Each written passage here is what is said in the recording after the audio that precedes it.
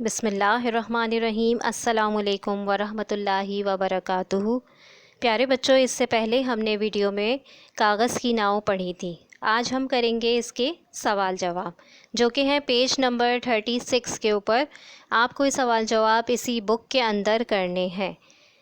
سب سے پہلے اوپر ہیں نئے الفاظ کے معنی، جس میں پہلا ہے جھکولے، لہر اٹھنا، ڈبکی، ہلنا جلنا۔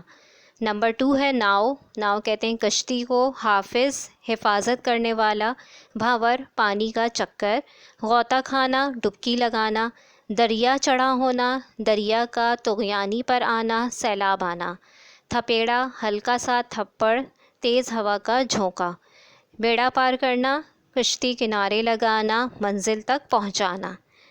اس کے بعد اس میں جو دوسرا سوال ہے وہ ہے اس نظم میں کتنے لوگوں کا ذکر ہے؟ نام لکھیے اور ان کی کشتیوں کا حال بھی لکھیے۔ اس کا جواب ہے اس نظم میں 3 لوگوں کا نام آیا ہے، شوکت، رفعت، مدحت۔ شوکت کی کشتی بھنور میں پھنس گئی، رفعت کی کشتی ڈوب گئی اور مدحت کی کشتی ٹکرا گئی۔ دوسرا سوال ہے شاعر کی ناؤ کو کن چیزوں نے چھیڑا؟ اس کا جواب ہے شاعر کی ناؤ کو مکھی، تنکے اور بلبلے نے چھیڑا۔ تیسرا سوال ہے رنگین کاغذ کی ایک چھوٹی سی ناؤ بنا کر اس صفحے پر چپکائیے اور اس کا نام بھی لکھیے۔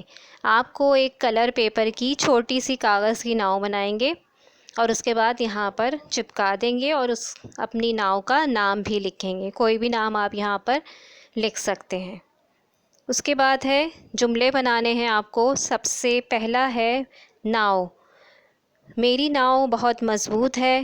نمبر 2 ہے حافظ، ہم سب کا حافظ اللہ تعالیٰ ہے۔ سنبھل، ہمیں گیلے فرش پر سنبھل کر چلنا چاہیے۔ بلبلا، میں نے پانی کا بلبلا بنایا۔ امید کرتی ہوں آپ کو یہ تمام کام سمجھ آ گیا ہوگا۔